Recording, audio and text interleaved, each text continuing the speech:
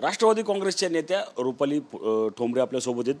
ताई, काय सांगाल? अंजली दमन यांनी एक एक्स माध्यमावर जे आहे ते एक पोस्ट केली, त्यामध्ये अजितदादा असतील किंवा सुनील तटकरे यांना डिवोर्सण्यात आलेलं आहे की अमित शहांच्या संदर्भात ही पोस्ट त्या ठिकाणी करण्यात आली आहे। कसं पाहता या नक्की पोस्टकडे? अंजलीताई दमानिया सातत्याने आरोप करण्यात किंवा एक समाजसुधारक म्हणून बोलत असतात। निश्चित लोकशाहीने त्यांना अधिकार दिलाय। त्यांनी जे एक्सवर ट्विट एक्सवर ज्या बोललेल्या आहेत की 72,000 कोटीचा सिंचन घोटाळा आठवतो का? त्याचं पुढं काय झालं? काहीच नाही ना, कारण थर्ड क्लास राजकारण। तर मला या अंजलीताईंना आठवण करून द्यायची आहे, या घोटाळ्याचे जेव्हा आरोप झाले तेव्हा त्या आरोपाच्या कारवाईला सामोरे अजितदादा गेले। नैतिकतेची जबाबदारी शिकून त्या खात्याचे ते मंत्री होते, त्यांनी राजीनामा दिला। जेव्हा एक बेछूट आरोप होतात किंवा आरोप होतात त्यावेळी ते खरेही असणं गरजेचं असतं।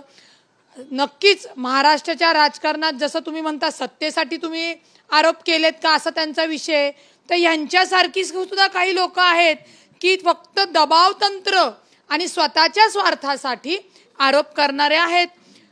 अंजली दमन यांनी आतापर्यंत किती जणांवर आरोप केले? त्या कोर्टात गेल्या, काय सिद्ध झालं? काहीच सिद्ध झालं नाही। कारण का? ते बेछूट आरोप होते, हे कोर्टामध्ये सिद्ध झालेले।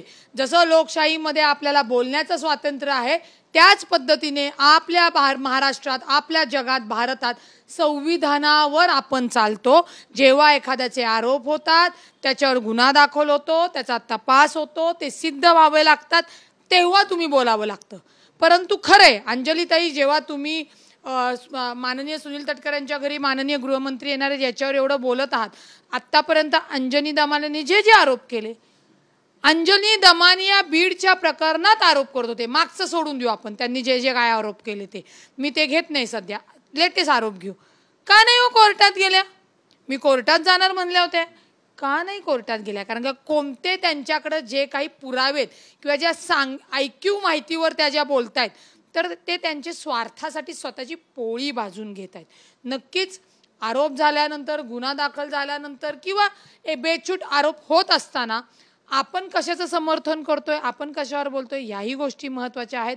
तुम्ही मीडियावर आला, तुम्ही कागद असा दाखवला, तुम्ही CRPC दाखवलं, तुम्ही एखादा घटनेचा कलम सांगितला, म्हणजे तुम्हाला संविधात्मक अधिकार दिलेला आहे असं होत नाही। त्याच्यासाठी ती यंत्रणा आहे, त्याच्यासाठी न्यायाधीश असतील, पोलीस असतील, ते त्या नियमावलीमधनं परीक्षा देऊन आलेले आहेत। एखादे बरबटलेले असतील, प्रत्येक क्षेत्रामध्ये बरबडलेले आहेत। जसं डॉक्टरकी क्षेत्रामध्ये आत्ता आपल्याला काही डॉक्टर्स करप्टेड दिसले, पोलीस खात्यामध्ये दिसले, राजकारण्यांमध्ये दिसतात, वकिलांमध्ये दिसतात, तसंच त्या पद्धतीने समाजसुधारकमध्ये सुद्धा काही खंडणीखोर आणि बेछूट आरोप करणारे आहेत। त्याच्यामुळे बोलताना सद्विवेक बुद्धी जागृत ठेवून आणि समाजाला एक चांगला संदेश जाईल आणि लोकांची खऱ्या अर्थाने कामे होतील असं बोललं तर तुमचं महत्त्व वाढतं।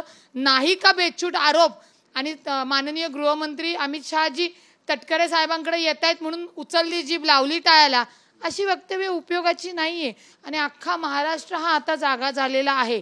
ज्याच्यावर अन्याय झालेला असतो तो ओरडतो, तो माध्यमासमोर येतो, परंतु त्याच्यानंतर त्याच्या तपासात गेल्यानंतर परिस्थिती वेगळी निर्माण समोर येते।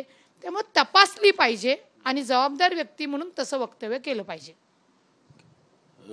कॅमेरामन तुषार समीर, रणजित जाधव, TV9 मराठी, पुणे।